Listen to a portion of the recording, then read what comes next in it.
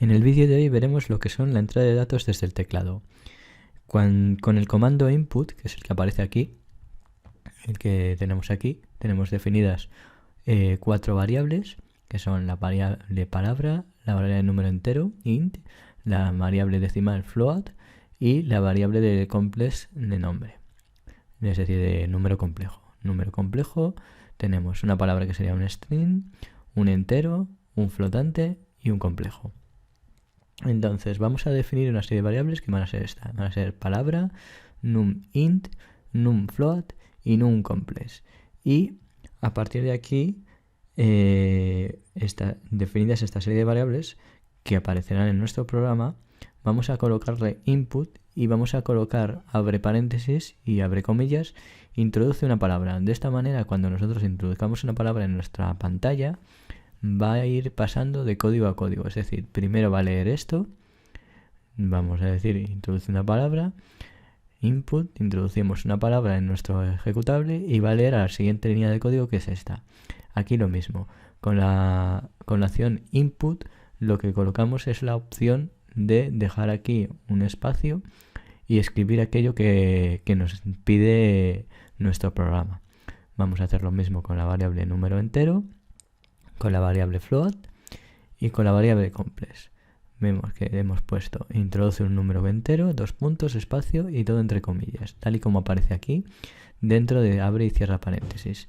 Vemos que aquí int corresponde a la abre paréntesis que corresponde a este y cierra paréntesis, mientras que input, que es la otra acción que se va a hacer, que es la de colocar datos, corresponde este abre paréntesis con este cierra paréntesis, y lo que introduce a esta dentro sería introducir este número entero con espacio aquí para que se pueda, para que no se concatene todo. Por ejemplo, si nosotros pusiéramos sin espacio, vamos a ver después, se nos uniría bastante y se vería todo junto, pero lo vamos a dejar para que veáis lo que ocurre. Vamos a realizar lo mismo con la variable numFloat. Le vamos a decir que es float y que quiere una entrada de datos con input e introduce un número con decimales. Y lo mismo para el número complejo. NumComplex es igual a complex input y luego la cadena de caracteres, que es donde pondremos nuestro programa. Va a ir leyendo uno a uno.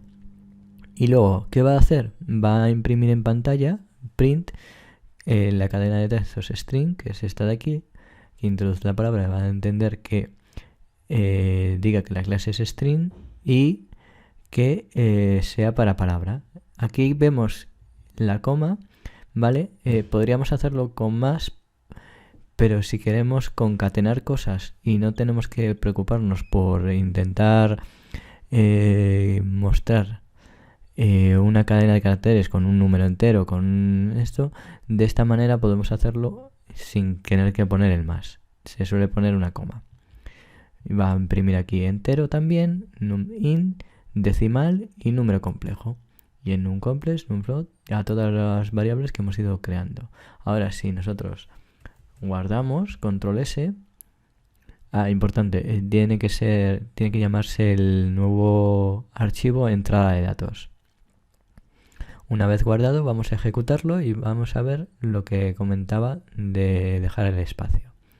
F5 nos dice introduce una palabra y veis que nos deja un espacio. Pues voy a poner mi nombre, Pedro, hago enter, número entero, y si os fijáis, veis que empieza ahí, pero puedo darle ese espacio, pero veis que empieza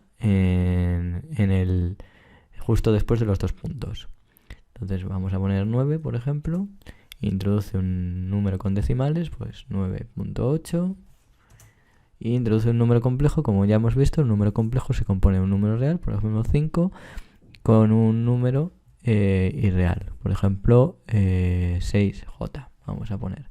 Y si nosotros damos aquí, ya hemos esta es la entrada de datos, ya se ha hecho. Ahora lo siguiente que leería sería imprimir en pantalla cada uno de las variables que hemos puesto.